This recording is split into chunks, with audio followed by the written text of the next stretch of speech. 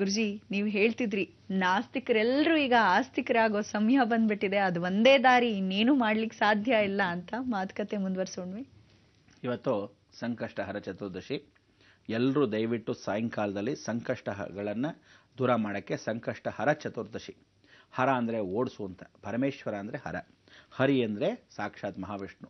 ಹರ ಪರಿಪೂರ್ಣವಾಗಿ ಬಂದರೆ ಹರ ಹರ ಮಹಾದೇವ್ ಅಂತ ಪ್ರಾರ್ಥನೆ ಮಾಡಿಕೊಂಡ್ರೆ ಹರಿಯು ಮಾಯವಾಗಿ ಬಂದು ನಮ್ಮನ್ನು ಆವರಿಸ್ಕೊತಾನೆ ಅಂತ.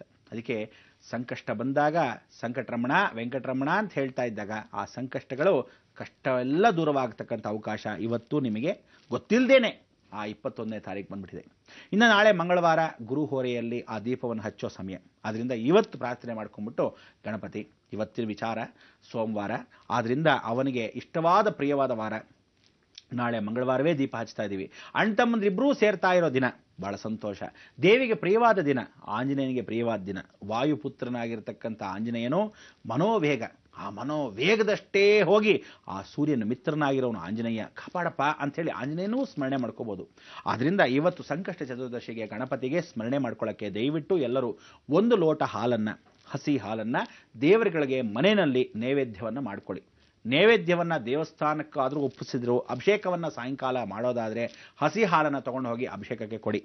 ಹಸಿ ಹಾಲನ್ನು ಕೊಟ್ಟಾಗ ಅಭಿಷೇಕ ಮಾಡಿದ ಮೇಲೆ ಹಸಿ ಹಾಲು ಸಮೇತವಾಗಿ ನೀವು ತೊಗೊಂಬಂದು ಮನೆ ಕುಟುಂಬದವರು ಮಾತ್ರ ಕುಡಿಬೇಕು. ನಿಮ್ಮ ಮನೆ ಕುಟುಂಬದವರು 1 ಲೋಟ ಹಾಲು ಸಾಕು. ಅಂದರೆ ಮನೆಯವರೆಲ್ಲ ಸೇರಿ 1 ಲೋಟ ಹಾಲು ತೀರ್ಥವಾಗಾದರೂ ತಗೊಳ್ಳಿ, ಅಥವಾ ಒಬ್ಬೊಬ್ಬರು 1 ಲೋಟವಾಗಿ ತಗೊಳ್ಳಿ, ನಿಮ್ಮ ಯಥಾಶಕ್ತಿ, ನಿಮ್ಮ ಶಕ್ತಿಯಾನುಸಾರ.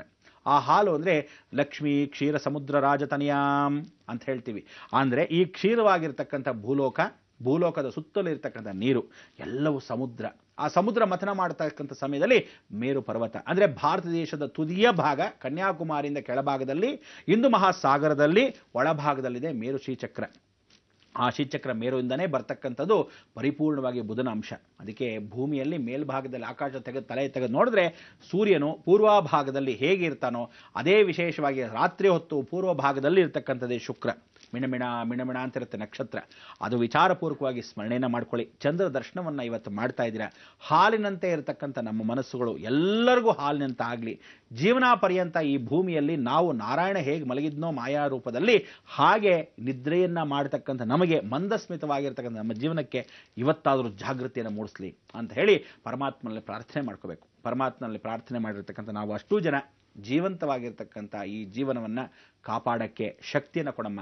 ಎಲ್ರಿಗೂ ಮನಸ್ಶಕ್ತಿಯನ್ನು ಕೊಡು. ಯಾಕೆಂದರೆ ಒಳಭಾಗದಲ್ಲಿ ಮನೋವ್ಯಥೆಗೆ ಮುದ್ದಿಲ್ವಂತೆ. ಯಾರಿಗಾದರೂ ವೈದ್ಯರು ಪಾಪ ನಿಮ್ಗೆ ರೋಗನ ತಗೊಳ್ಳಿ ಔಷಧಿ ಅಂದರೆ ಹೊಟ್ಟೋಗುತ್ತಂತೆ. ಆದರೆ ಮನೋಮದ್ದಿಗೆ ವೈದ್ಯ ಅಂತಕ್ಕಂಥದ್ದು ಇರೋದೇ ಇಲ್ಲ. ಅದಕ್ಕೆ ವ್ಯಾಧಿ ಅನ್ನೋದು ಹೇಗಿದೆ ಹಾಗೆ ಬಂದ್ಬಿಟ್ಟಿದೆ ನಿಮಗೆಲ್ಲರಿಗೂ. ವಿಚಾರ ನಾನು ತಿಳಿಸಿರೋದನ್ನ ಕೆಲವರಿಗೆ ಭಯವಾಗಿರ್ಬೋದು, ಕೆಲವರಿಗೆ ಆಶ್ಚರ್ಯ ಆಗಿರ್ಬೋದು, ಕೆಲವರಿಗೆ ಸಂಕಟವಾಗಿರ್ಬೋದು, ಕೆಲವರಿಗೆ ದುಃಖಕರವಾಗಿರ್ತಕ್ಕಂಥ ಘಟನೆ ಇರ್ಬೋದು. ಆದರೆ ಸತ್ಯವಂತೂ ಕಹಿ ಸತ್ಯವೇ. ಆದ್ದರಿಂದ ನೀವೆಲ್ಲ ಇವತ್ತಿನ ದಿವಸ ಮನಸ್ಸು ಎಲ್ಲರಿಗೂ ತಿಳಿಯಾಗಲಿ, ಮನಃಶಕ್ತಿಯನ್ನು ಕೊಡಲಿ ಆ ಜಗನ್ಮಾತೆ. ನಮ್ಮ ಮನೋಸ್ಥೈರ್ಯವನ್ನು, ಧೈರ್ಯವನ್ನು, ಶಾಂತಿಯನ್ನು, ನೆಮ್ಮದಿಯನ್ನು ಈ ಭೂಲೋಕಕ್ಕೆ ಕೊಡಲಿ. ದೀಪವನ್ನು ನಾಳೆ ಹಚ್ಚಕ್ಕೆ ಪ್ರಾರಂಭಿಸ್ಬಿಟ್ಟು ಆ ದೀಪವನ್ನು ಹಚ್ಚೋ ಮುಹೂರ್ತ ಮಾತ್ರ ಹೇಳ್ತಾ ಇದ್ದೀನಿ. ಯಾವ ಕಾಲಕ್ಕೂ ನೀವುಗಳು ಆಮೇಲೆ ಹಚ್ಚಿಬಿಡೋಣ, ಸ್ವಲ್ಪ ಆದಮೇಲೆ ಹಚ್ಚೋಣ, ಪ್ರಯತ್ನ ಇಲ್ಲ. ಓಂ ನಮೋ ನಾರಾಯಣಾಯ ಅಷ್ಟಾಕ್ಷರಿ, ಓಂ ನಮಃ ಶಿವಾಯ ಪಂಚಾಕ್ಷರಿ, ಓಂ ಶಕ್ತಿ ಪರಾಶಕ್ತಿ ಅಂತಕ್ಕಂಥದ್ದು ಪೂರ್ತಿಯಾಗಿ ಶಕ್ತಿ ದೇವತೆಯಾಗಿ ಸ್ಮರಣೆ ಮಾಡಿಕೊಳ್ಳೋ ಶಕ್ತಿ ಪಂಚಾಕ್ಷರಿ. ಈ ಜಗನ್ಮಾತೆಯ ಸ್ಮರಣೆಯನ್ನು ಹರಿಹರ ಸ್ವರೂಪವಾಗಿ ನಮಸ್ಕಾರ ಮಾಡಿದಾಗ ಬ್ರಹ್ಮವರ್ಚಸ್ಸು. ಅದಕ್ಕೆ ದೀಪಂ ಜ್ಯೋತಿ ಪರಬ್ರಹ್ಮ. ಬ್ರಹ್ಮನ 4 ಮುಖಗಳಲ್ಲಿ ವಿಚಾರಪೂರ್ವಕವಾಗಿರ್ತಕ್ಕಂಥ 4 ದಿಕ್ಕಲ್ಲಿ 4 ಶಕ್ತಿಗಳು, ಋಗ್ವೇದ, ಯಜುರ್ವೇದ, ಸಾಮವೇದ, ಅಥರ್ವಣವೇದ. ಆ ವಿಚಾರಪೂರ್ವಕವಾಗಿರ್ತಕ್ಕಂಥದ್ದು ಧರ್ಮ ಮಾರ್ಗ, ಬ್ರಾಹ್ಮಣ, ವೈಶ್ಯ, ಸಾಮವೇದ, ಕ್ಷತ್ರಿಯ, ಅಥರ್ವಣ, ಶೂದ್ರ ಅಂತ ಎಲ್ಲ ಧರ್ಮದವರು ಸೇರಿ, ಎಲ್ಲ ಜಾತಿ ವರ್ಗದವರು ಸೇರಿ ಪರಿಪೂರ್ಣವಾಗಿರ್ತಕ್ಕಂಥವರು ಮುಸಲ್ಮಾನ್ ಬಾಂಧವರಿಗೂ ಪರಿಪೂರ್ಣವಾಗಿ ಮಗದೊಮ್ಮೆ ಹೇಳ್ತಾ ಇದ್ದೀನಿ. ಸಾಯಂಕಾಲ ನಾವು ದೀಪ ಹಚ್ಚೋ ಸಮಯಕ್ಕೆ ನಮಾಜ್ಗಳನ್ನು ದಯವಿಟ್ಟು ಮಾಡಿ ಅಂತ ಅಕ್ಕಪಕ್ಕದಲ್ಲಿ ಎಲ್ರಿಗೂ ತಿಳಿಸಿ. ಎಲ್ಲೋ ಕ್ಯಾಂಡಲ್ಸನ್ನು ಹಚ್ಚಿ ಅಂತ ಬಹಳ ಜನಕ್ಕೆ ಹೇಳಿದ್ದೀನಿ.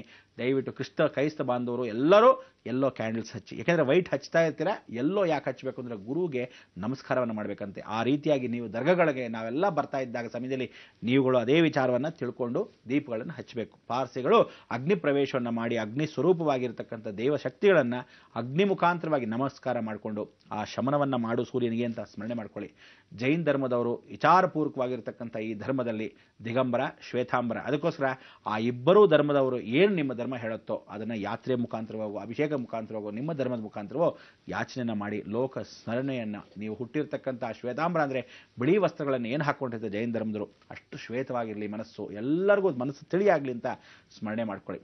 ಈ ರೀತಿ ಎಲ್ಲ ದೇವತೆಗಳಿಗೂ ಎಲ್ಲ ಧರ್ಮದವ್ರಿಗೂ ಮಾಡ್ಕೊಂಡ ಮೇಲೆ ಕೊನೆಯದಾಗಿ ಗುರುದ್ವಾರದಲ್ಲಿರ್ತಕ್ಕಂಥ ಗುರು ವಂದನೆಯನ್ನು ಮಾಡ್ಕೊತ ಆ ಗುರುನಾನಕ್ಕು ವಿಶೇಷವಾಗಿ ಗುರು ದುವಾ ಅಂತ ಹೇಳಿ ಓದಲಿ.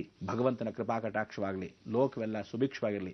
ಬುದ್ಧಂ ಶರಣಂ ಗಚ್ಛಾಮಿ, ಸಂಗಂ ಶರಣಂ ಗಚ್ಛಾಮಿ. ಅಂದರೆ ಬುದ್ಧ ಅಂದರೆ ಅಹಂ ಬ್ರಹ್ಮಾಸ್ಮಿ, ನಾನು ಕ್ಷೇಮ ಜಗತ್ತು ಕ್ಷೇಮ ಅಂತೀವಿ.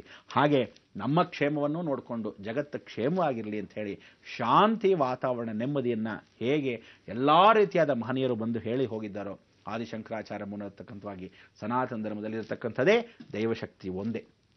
ಆ ಜಗನ್ಮಾತೆ ದೇವಶಕ್ತಿಗೆ ಮುಂದೆ ಯಾರ ಕೈಯಲ್ಲೂ ತಡೆಯೋಕ್ಕೆ ಸಾಧ್ಯವಿಲ್ಲ. ಎಲ್ಲರೂ ತಲೆ ಬಾಗಲೇಬೇಕು. ಆ ತಲೆ ಬಾಗೋ ಅವಕಾಶವನ್ನು ಬಂದ್ಬಿಟ್ಟಿದೆ. ಆದರೆ ತಲೆ ಭಾಗಕ್ಕೆ ಮೊದಲು ದೀಪವನ್ನು ಕೈಯಲ್ಲಿ ಇಟ್ಕೊಂಡು ಕುಟುಂಬ ಪರಿವಾರ ಸಮೇತರಾಗಿ ಆ ದೀಪವನ್ನು ಹಚ್ಚಬೇಕು. ಯಾವುದೇ ಅಧಿಕಾರಿಗಳು ನಾನು ಪ್ಯಾಂಟ್ ಶರ್ಟ್ ಹಾಕೊತೀನಿ, ನಾನು ಸೂಟ್ ಹಾಕೊತೀನಿ, ಆಫೀಸಿಂದ ಹಾಗೆ ಬಂದ್ಬಿಡ್ತೀನಿ, ದಯವಿಟ್ಟು ಎಲ್ಲರೂ ನಾಳೆ ದಿವಸ ರಜೆಗಳನ್ನ ಹಾಕ್ಬಿಡಿ. ನಿಮ್ಮ ಗಂಟೇನು ಹೋಗಲ್ಲ. ಮಕ್ಕಳಿಗೆ ಅಕಸ್ಮಾತ್ ಆದರೆ ಸಾಯಂಕಾಲ ಎದುರು ಬೇಗ ಬಂದ್ಬಿಡ್ತಾರೆ. ಆದರೆ ನೀವುಗಳು ತಂದೆ ತಾಯಿಂದ್ರೆ ಕೆಲಸಕ್ಕೆ ಹೋಗೋರು ದಯವಿಟ್ಟು ಬೇಗೇ ಬಂದ್ಬಿಡಿ. ಬೇಗ ಬರೋಕ್ಕಾಗದಿದ್ದ ಪಕ್ಷದಲ್ಲಿ ಮಧ್ಯಾಹ್ನ ಹಾಫ್ ಡೇ ಅಂತ ರಜಾ ಹಾಕ್ಬಿಡಿ. ಯಾವ ಕೈಯಲ್ಲೂ ಯಾವ ತೊಂದರೆಗಳು ಇಲ್ಲ. ಎಲ್ಲರೂ ಅದು ಇದು ಬಂದಾದಾಗ ಅಲ್ಲಿ ಇಲ್ಲಿ ಹೋಗುವಾಗ ಪಿಕ್ಚರ್ಗೆ ಹೋಗ್ಬೇಕಾದ್ರೆ ಬೇಗ ಹಾಫ್ ಡೇ ಬಂದ್ಬಿಡ್ತೀನಿ ಅಂತ ಹೇಳ್ಬಿಟ್ಟು ಹೋಗ್ತೀರಾ. ಹಾಗಲ್ಲ ಜೀವನ. ಇದು ಪ್ರಪಂಚಕ್ಕೋಸ್ಕರ, ಲೋಕಕ್ಕೋಸ್ಕರ, ನಿಮ್ಮೆಲ್ಲರ ಕುಟುಂಬಗಳಿಗೋಸ್ಕರ, ನಮ್ಮೆಲ್ಲರ ಜೀವನಗಳಿಗೋಸ್ಕರ. ಅಂಥ ಒಂದು ಜೀವನದ ಯಾತನೆಯನ್ನು ಪರಿಪೂರ್ಣವಾಗಿ ಯಾವ ಕಾಲಕ್ಕೂ ಎಷ್ಟೋ ಜನ ಗೊತ್ತಿಲ್ಲದೆ ಮುಗ್ಧರು ಎಷ್ಟೋ ಜನ ದೂರದಲ್ಲಿದ್ದಾರೆ ಕಾಡಲ್ಲಿ. ಅವ್ರಿಗೆ ಪಾಪ ಮಾಧ್ಯಮಗಳು ಇಲ್ಲ, ಗೊತ್ತೂ ಇಲ್ಲ. ಇಂಥವರೆಲ್ಲರಿಗೂ ಸಂರಕ್ಷಣೆ ಮಾಡಿ ಎಲ್ಲ ಜೀವರಾಶಿಗಳು ತಮ್ಮ ತಾವು ತ್ಯಾಗ ಮಾಡೋಕ್ಕೆ ಶುರು ಆಗಿಬಿಡುತ್ತೆ ಇದೇ ಮೇ 6ನೇ ತಾರೀಕು ಮೇಲೆ. ಅಂದರೆ ಅಲ್ಲಿಂದ ಆ ಜೀವನವನ್ನು ಪ್ರಾರಂಭ ಆಗುತ್ತೆ ನಿಶ್ಚಲವಾಗಿರ್ತಕ್ಕಂಥ ಭಕ್ತಿ. ಅದಕ್ಕೆ ನಾವು ಆ ಭಕ್ತಿ ಮಾರ್ಗದಲ್ಲಿ ನಡೆದು ನೀವೆಲ್ಲರೂ ಸುಭಿಕ್ಷವಾಗಿರೋಕ್ಕೆ ಪರಿಪೂರ್ಣವಾಗಿ ಪ್ರಾರ್ಥನೆ ಮಾಡ್ಕೊಳ್ಳೋಕ್ಕೆ ಎಲ್ಲರೂ ದುರಹಂಕಾರಗಳನ್ನ ಅಹಂಕಾರಗಳನ್ನ ಬಿಟ್ಟು ನಾನತ್ವ ಅನ್ನೋದು ಬಿಟ್ಟು ನಾವೆಲ್ಲ ಭಗವಂತನ ಮಕ್ಕಳು ಅಂತ ಹೇಳಿ ಎಲ್ಲರೂ ಹೋಗಿ ಆ ದೀಪವನ್ನು ಪ್ರಾರ್ಥನೆ ಮಾಡ್ಕೊಳ್ಳೋಣ. ದೀಪವನ್ನು ಪ್ರಾರ್ಥನೆ ಮಾಡೋಕ್ಕೆ ಸಮಯ ಬಂದ್ಬಿಡ್ತು. ನಾಳೆ ದಿವಸ ಸಾಯಂಕಾಲ 7 ಗಂಟೆ 5 ನಿಮಿಷದಿಂದ 7 ಗಂಟೆ 25 ಸಂಧ್ಯಾ ಕಾಲದಲ್ಲಿ ನಾವುಗಳು ಕನ್ಯಾಕುಮಾರಿಗೆ ಸ್ವತಃ ಹೋಗ್ತಾ ಇದ್ದೀವಿ. ಆದ್ದರಿಂದ ತಾವು ಎಲ್ಲರೂ ಆ ಕನ್ಯಾಕುಮಾರಿಗೆ ಬರ್ತಕ್ಕಂಥವರು ಕೊನೆಯ ತುದಿಯ ದಕ್ಷಿಣ ಭಾಗದ ನಾಲ್ಗೆಯ ತುದಿಯ ಭಾಗದಲ್ಲಿ ಭಾರತ ದೇಶದ ಇಡೀ ಇತಿಹಾಸದಲ್ಲಿರ್ತಕ್ಕಂಥ ಪುಟವನ್ನು ಪರಿಪೂರ್ಣವಾಗಿ ಸ್ಮರಣೆ ಮಾಡಿಕೊಂಡು ಸ್ವಾಮಿ ವಿವೇಕಾನಂದರ ಪಾದಾರವಿಂದಕ್ಕೆ ನಮಸ್ಕರಿಸ್ತಾ ಲೋಕವೆಲ್ಲ ರಕ್ಷಣೆ ಇರಲಿ ಅಂತ ಹೇಳ್ತಾ ಲೋಕ ಸಮಸ್ತ ಸುಖಿನೋ ಭವಂತು ಸನ್ಮಂಗಳಾನಿ ಭವಂತು.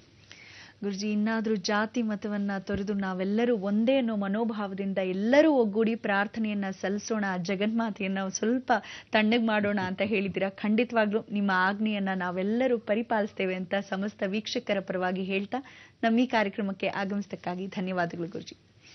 ಸರಿ ವೀಕ್ಷಕರೇ, ಹೊರಡೋ ಮುನ್ನ ನಾಳೆ ತಪ್ಪದೆ ನಮ್ಮ ಬೃಹತ್ ಬ್ರಹ್ಮಾಂಡ ಕಾರ್ಯಕ್ರಮವನ್ನ ವೀಕ್ಷಿಸಿ. ಯಾಕಂದ್ರೆ ದೀಪೋತ್ಸವದ ವಿಶೇಷ ಮಾಹಿತಿಯನ್ನ ಗುರೂಜಿಯವರು ನಿಮ್ಗಾಗಿ ನೀಡಲಿದ್ದಾರೆ ಅಂತ ಹೇಳ್ತಾ ಹೋಗ್ ಬರ್ತೀವಿ. ನಮಸ್ಕಾರ.